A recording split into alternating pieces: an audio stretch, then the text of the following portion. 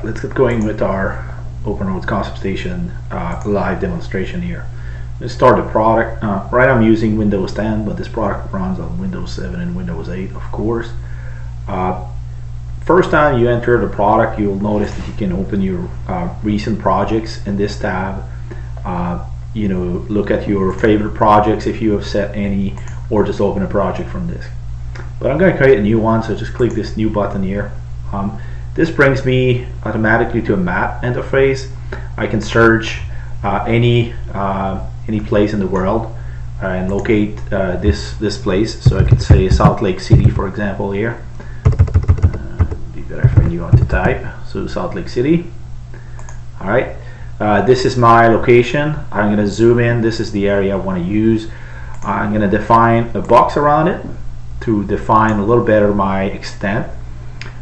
This is the name of my file, the location for it, and the seed file. So the seed file will contain all my configuration. I'm going to use the system seed file because I just want to use the default configuration. We ship 150 different templates, different components, default costs, all of that in the system seed file. The coordinate system is automatically defined based on this extent, and I use the last one I use. So remember this. I can import data from my local file, so my context information, locating my project, or if I don't have anything, I'm going to use the geocoordination services, which is currently available in the US, leveraging and indexing USGS data. So I'm going to say that I want to use the terrain and imagery for this extent, and I'm going to ask the server for what's available in this region. So it gives me a different package.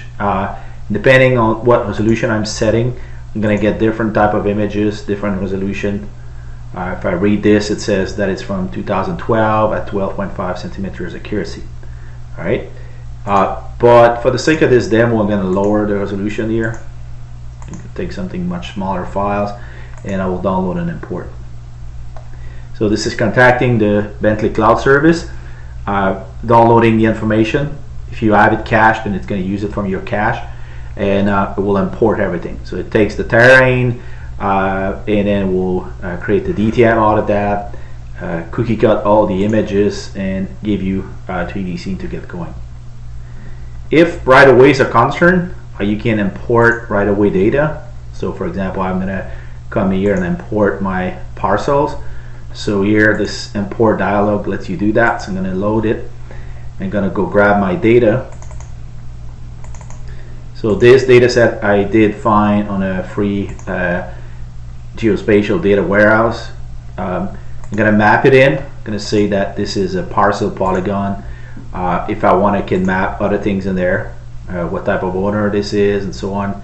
But I'm just going to say parcel type and set it to owner type, and then next. And I said that I want to import it from my project extent. So very quickly, that is importing my parcel data, and will make it part of my design. This parcel data will remain 2D and will be available for view only. So there we go, got that. And so this is my parcel data there. If I click on one of those objects, I can see the information I had mapped in there. In this case, it didn't have anything in there, but could have mapped those in there. All right. The good thing about this is the parcel themselves only appear in top view because that's the only time they actually make sense, because those are 2D, and we don't grade this on the ground. All right. So we have our parcel information, which I can turn off here. Can come here and say, okay, I'm going to turn off my parcels. All right. So they're off now. First thing I want to do in this scenario, I want to build this primary road, design this primary road, design this secondary road, place a bridge in this area, connect it with a couple of ramps. You can notice I've got tools here, navigation tools here on the right. So super simply, I can rotate, pan, fit, zoom in, view previews, view, and so on. I can get in top view. At the bottom here, I've got a couple of controls as well, such as creating save views, ability to turn on and off layers and models, like my terrain is a model, right? And then calculate my cost here, which I'm going to come back later. On the left here, I got my design tools. that I'm gonna be using all along. So first thing I want to do is place this road. So I'm going to come and do this. Notice those are the AASHTO class, and they set my design speed. All right, so freeway 60 miles per hour. Then I have got to pick my typical cross section or template. We ship 150 of those. In this case, it's 6 lanes. Because there's a lot of those, I can search in it. So I can say barrier, median barrier, curb lane. I won't be showing it today, but you can easily create custom templates as well. So, and then I'm going to place by PI. So simply place my road there, place my road here and there, right? Notice I kind of mess up my PI there, but it's not concerned at all, because I can come and then modify that super easily. I can also modify my radius to an exact value that I might want to do. So enter the value there and click enter, and it does modify that. Alright, I'll do the same on this side. Then I can just simply manually move it. There you go. So I just kind of eyeball this road in there in the right spot. I'm going to build that other crossroad. This time this one will be an urban local road, and I'm going to say that I want to make it curb with 6 lanes. Now if the dialog is in my way, you can just click that little minimize button like this, or I can pop it out and move it out of the way very simply. And I'm going to do the same here, place by PI, and there you go. So I got my road, my crossroad there. Now if I click on this profile, on this alignment, you can see that the profile was created, and I can see my road crossing at this location. So super simply did a best fit on this road. Next thing I want to do is place the bridge. I'm going to take the bridge. I'm going to say that I want to pick a bridge template, and I want the bridge median with barriers on the side as well. We support currently 3 types of bridges: pre-stressed girder, cast in place slab, and box girder. So I'm going to stick to a pre-stressed girder. And I want to draw your attention to the advanced settings. So you could define your beam girder types. We support several of those, different support and different abutment as well. But I'm just going to click the wing wall and accept all the default. So I'm going to go from ear to ear, and then the bridge is placed. So this bridge is basically at grade right now, so that's why I don't see it, because it's basically below ground. Alright, so it did the best fit with my alignment and slightly below ground. So this is the sign thing here is my bridge. So zooming in the profile view, I can use the center mouse button. I can simply insert PVIs by right clicking and do insert PVI, move the different PVIs, and then I'm going to do this to basically move my bridge up, very simply like that. I can also edit my curve length, I can edit my slope, so all of that directly in the profile view. So I'm going to move that guy up a little bit, and then we can see that it starts to come out of the ground. If I was going to rotate the main view, so I can simply come in here and then select the bridge itself and rotate the view, so I can see my bridge is now coming out of the ground, right? So right now you look at the clearance here, make sure everything is fine. Might be a little bit too high, so I'm going to lower it a little bit. All right, so I kind of eyeball in there. Notice that my piers are in the middle of my roadway, but I can easily edit that. So first thing I'm going to do, I'm going to hide this part, so showing some of the hiding capabilities. So hide this part. I'm going to hide this guy as well, because I know I'm going to need it. And see, my marking is independent of the rest, so I'm going to turn it off. Come in here and turn off the marking category. Now this pier, I can make modification to it. So I click on that, I can rotate it as well. So I'm going to do that rapidly there. Take this guy, and I'll do the same with the abutment, and do the same with this guy on this side. Alright, so really simply move it out of the way, because right now it's in the middle of the roadway, which is not what I'd like to see. And I'm going to also rotate that abutment as well. So very simply like that, using the rotation manipulators that do that. If I want to put exact values, all right, I can come here, say I want to exactly my skewed angle to be 20 degrees instead of 18 point something. All right, So very simply like that. If I look at the piers, I can change the piers type if I want. So if I want that guy to be hammerhead, I can very easily come in there and change it. You can see that it's changed for this one. I can at any time undo, right? Undo the operations. I can also do other things like changing the number of columns, the columns diameters, things like that, the distance along the alignment if I know it exactly. So very simply like that. Now let me just unhide my hidden object. So get my transitions and my bridge, but I'm going to unhide on that, and you can see I've got my bridge back, right? So the next thing I'm going to want to do is build a ramp that connects this bridge to this other secondary road below it. So to do that, I'm going to place a road again. All right, I'm going to say this guy will be a urban local road, and I'm going to take a template that will be a type ramp, but that can be any type of template really. It doesn't really matter, but you just make your life easier by creating those ramp template. The ramp right now is following the existing ground, so what I'm going to do is I'm going to come in there and then simply move it up, right, so that it basically aligns with my roadway. Notice that we have our main road here, and because I'm in a curve, the super elevation has been applied, and of course it looks like it is pretty steep, but there is a big vertical exaggeration here. So you know, roughly eyeball in there. You don't have to be very precise because we're going to grade it for you, but you want it to fit roughly with the edge of pavement, so that we don't have to create a big dip in there for you, but you know, we'll do it no matter what. And I'll place the road there. So this is done. So I place that ramp very simply. I come in there and I'm going to say place the ramp connection now. I'm going to say if you can decide whether you want auxiliary lane or not. I'm going to say that I don't want it. Click my first road, click my second road, and then it computes this, and then right click. So then I've got my ramp connection created, and it did also take care of my markings. So if I just turn those out, I'm going to see I've got my marking for my my ramp. Next thing I'm going to do is I'm going to simply build the intersection here. So I'm going to come in here, use the intersection tool, first road, second road, right click, and the first road that was clicked is basically determining the elevation of that road. Alright, so very simply I've got that.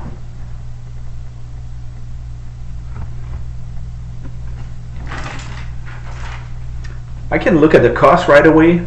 You know, this is my basically running cost for this little project so far.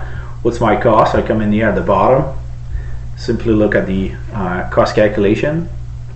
So this is calculating the quantities for this, my earthwork, my pavement, my structure. I've got also this notion of allowance there at the bottom that will basically display some fudge factor I can apply on top of my earthwork and pavement calculation.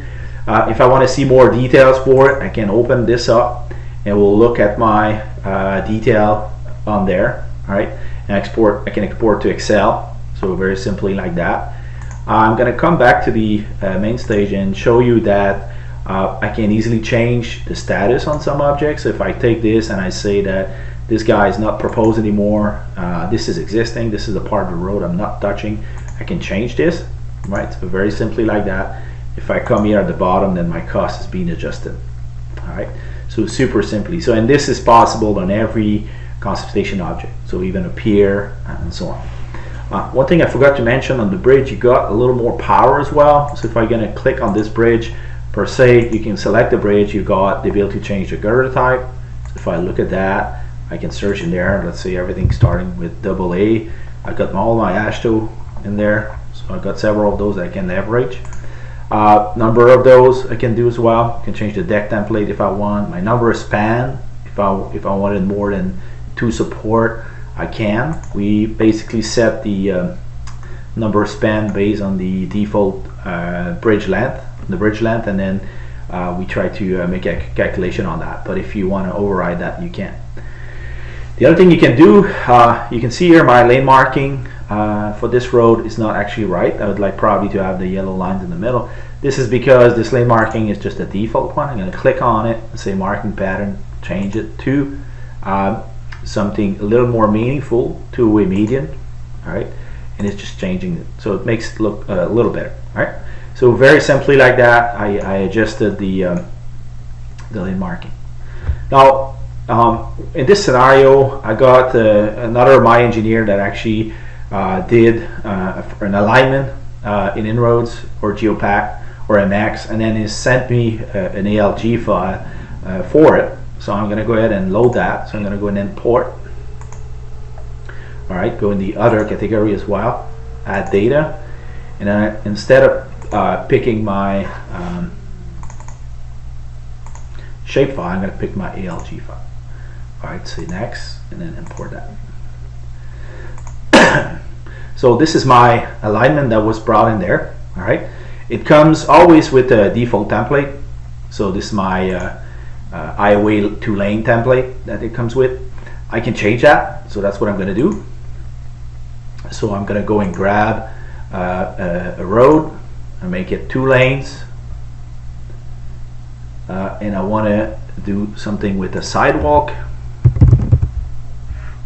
All right.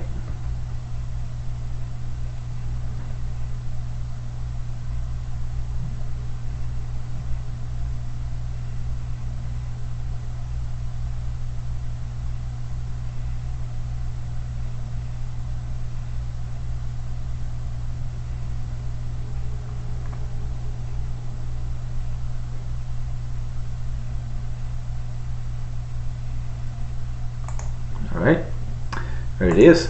So that has changed my my crossroad here. I'm going to build an intersection in this location. Maybe I can change a little bit the alignment here so that it fits a little better with my roads. I'm going to do that first. So slightly edit it like that. And then I'm going to build my intersection here. So I'm going to say click on the intersection tool. Remember, notice that it remembers the last used tool, which in this case was the intersection. Click my primary road, click my secondary road, and right click to complete. Alright, so it builds my intersection there. So next thing I'll want to do on that, I have some control on the default behavior. Alright, so I'm going to make that corner tapered.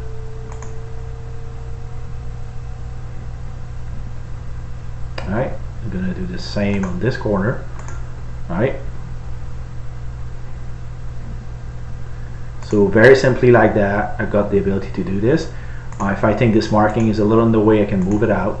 Right, same here, and then very simply I can adjust this.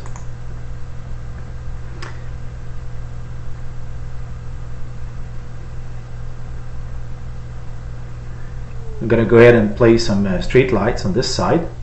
So I'm going to come here, place discrete furniture. You got several options in there, but I'm going to go and grab my traffic light. Alright, so I'm going to place it on the right side of the road, right on this alignment. So I'll just place the here, and so it's placed right now in this location, but I can of course move it out. If I click once, I'm able to easily modify its location along the alignment. If I click a second time on it, I can modify it to move it out of the way, right? Slightly around here. Alright, so, or probably went a little overboard on that. Coming back and adjust it here. Alright, so if I look at that in 3D, I can see that I've got my street light. You can see my rotation is not right, but I can easily fix this. I'm going to click it and then click the object, sorry, and then I'm going to come in here in the properties. I'm going to put I want to shift it completely 180 degrees.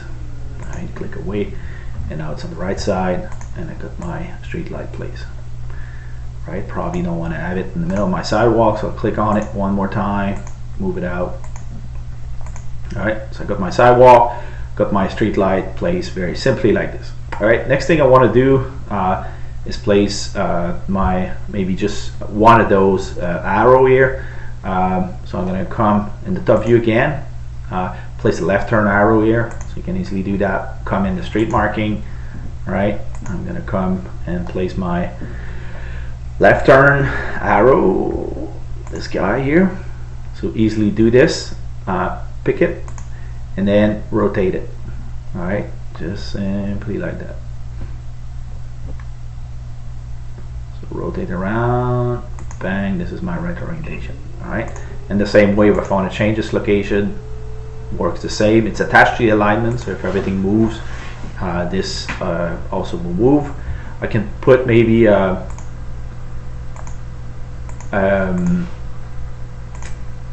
little other thing, a detection loop here in front of my lights, so right there, this location. Alright, so I can easily do that and give it a rotation as well, just like that. Alright, so very simply I can place that and move that street light a little bit. Alright, there we are. So I've got a little bit of work done. I'm going to place a side crossing here as well. So I'm going to say I want to place street marking, linear street marking, pedestrian crossing. Got a couple here. I'm going to say I'm going to cross from here to there. Alright.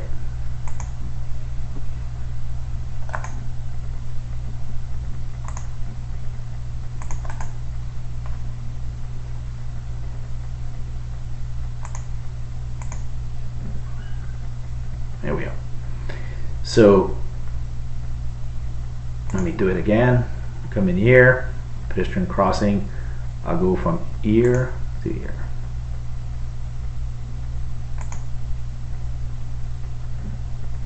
There we go. So if I want to move it, if I didn't get it right the first time, I can easily move it and it will adjust. If I make it longer, it will come longer. So very simply like that, I can work it out. Alright, so I've got my little intersection here. I'll make it clip on that. There we are.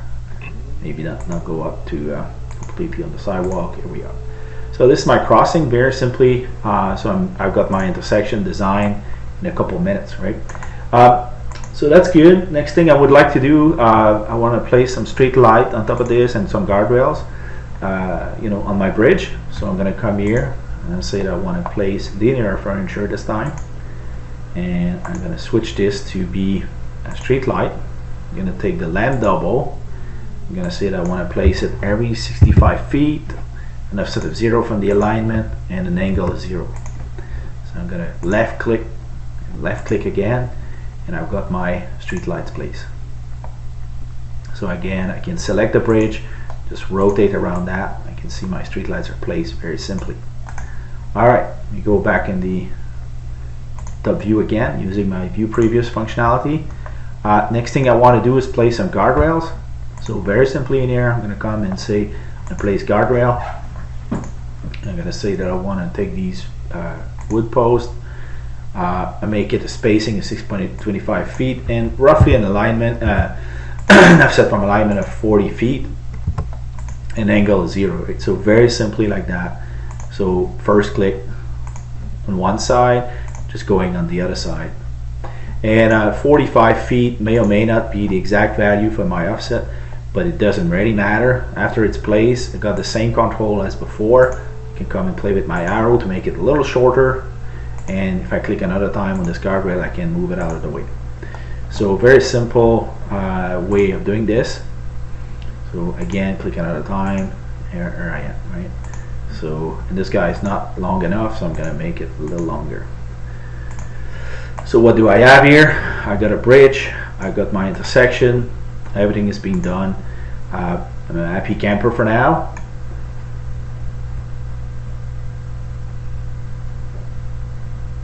So next thing I will want to do is export this design to civil. So I'm going to come here and say export. Alright, and I'm going to say I want to put it here. And this is a demo. Okay, this has created a set of files on my disk. So if I look at this, demo, quick start dataset, and then I've got my demo file. So this is an ALG file, which is my alignment, my alignment file, my RD file, which contains my corridor information, my ITL, which contains my templates, if I want to use those in detailed design, and my RWK, my inroads project, if I'm using inroads, SS2. Alright, so this you can import in any of our editions. SS2, 3, 4, and any versions of these products, whether it's InRoads, Geopack, or MX, I do the same. So you get some corridor defined inside your detail design products, very simply like that. So super easy interoperability to detail design. Next thing I want to do, now that I've done my design, I could of course add more ramp, all of it. There's the ability to add more legs to this intersection. There's the ability to add another ramp and connect it to this ramp connection, so make it a multi-ramp. But I'm gonna go right away into the visualization mode, show you that a little more. So I come in here, this is loading. We have a gaming engine there, visualization engine that we've acquired and embedded inside ConceptStation. That's the Bentley Luminar RT engine, which is also available as a separated product, which will be useful in many cases when you want to publish directly out of your InRoads or Geopack or MicroStation based products and out directly to Luminar RT you can. But if you use ConceptStation, you can come in here and it's embedded at no extra cost. So I've got my design in here. So very simply, next thing I want to do is I want to place trees, cars, create a small video out of that. All right. So first thing, I'm going to place a car. All right. Grab this beautiful Honda Civic. Well, I don't want to do multi-selection on that, so I'm going to take the Honda Civic. That's what I have. That's fine. So I'll come back and say that I don't want to do multi-resolution, multi-selection. I want to say that I want to do my Honda Civic only, and that I'm going to place it on this roadway. Alright, so I just simply zoom in a little bit using the center mouse as well, and I can come in here. As soon as I place it, you can rotate it and do all kind of things, but what I like to do is use this tool here to give it a motion right away. Alright, so I use this guy, and then I can easily click along my roadway and place my cars super easily like that, right? So, and then I can navigate left and right using the arrow button. So left and right, and then zoom in, zoom out with my central mouse key, and I go and place my car. Will come across my bridge. Notice the quality of the rendering. You can see that this is all done live as well. You can see some clouds moving around and so on. And if I just play it, I have got my car moving live in front of me. I don't have to wait on any rendering time and so on. It's all done live. It's called live rendering. It's leveraging your GPU graphic card. So you need some level of GPU graphic card, so a minimum of 2 gig of video RAM is required to run this part of the software. However, if you stick to the conceptualized mode, there's no problem running with a simpler computer. So I've selected different randomized species that I used last time. I will wait for the tool to initialize, and then I'll be able to brush it in there. So basically just brush it on trees, and those trees are not your father's trees. They're really alive, you know. If I zoom in, we can see that they move with the wind. All right, if I go ahead and change some of the settings like the date, all right, I was going to come in here and say, oh, make it fall, make it winter time where it all disappears. Very simply like that. I can change the weather forecast as well if I want to change the sun pitch orientation.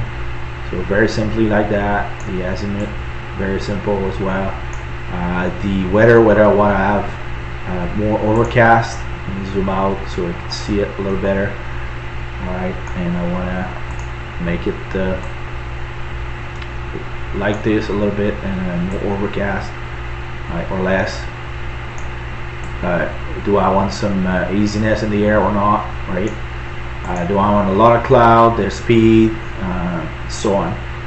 If I was near a water body, I could use those options to place water, real water in a lake or a river. But in South Lake, I don't have that at this point. So I'm gonna basically create a small video. So I'm gonna zoom in the first frame that I want to do. So let's say I would want it to drive underneath the bridge. So I come at the right level like that. All right, very simply, I'm gonna say that I want to start creating a video by using the video tool. That I want to add a movie clip. All right, and my first clip has been taken already, right? So I now just move ahead. First one, second one, and let's say this is the, I want to go out, turn around, zoom out, come like that. All right, and this is my other shot at it, and let's say I stop it there. All right, so I'm gonna make the time between each frame smaller, so 2 seconds. So very simply like that I can do this. I can regenerate any frame the way I like and so on. I'm just gonna play it just for fun, see what it does. All right, so this is my little video. I'm starting to rotate around and out. All right, and you could have fun with it very simply. You can then export it to a video. So you just click on this one button here and you specify what you want. All right, I'm going to make it very low resolution so that it is fast for us to and we don't wait too much on it. Put it on a desktop called Distance Mountain, and super simply creates my video. You know, this is very, very powerful. So I look at my desktop, and then if I look at Distance Mountain generated today, and I play it with my Windows Media Player, I can see my little movie coming in. Right. So if I put more resolution and I do spend more time on that, of course I can create something just fantastic. The other thing that is very, very powerful is called the publishing to live cube. So you come here and say File, Publish to live cube, all right, and then publishing options, and then you say Publish, and this is going to create a live cube which you can then open. It's a .exe file for the Windows platform, and we'll basically double click on that, and it gets you a full-blown design, just like I'm looking at it, fully animated and so on, that you can very leverage on a computer that has some amount of video RAM. Doesn't need to be as strong as the publishing tool, but you need some level of video RAM for sure. And just like any demo, it's going to have a grand finale. So what I'm going to do is I come here and I say I turn off the lights, and what would happen there, you know, we can see very simply our car driving with the lights on, our you know, bridge being illuminated out there, and so that concludes my demonstration. Thank you so much.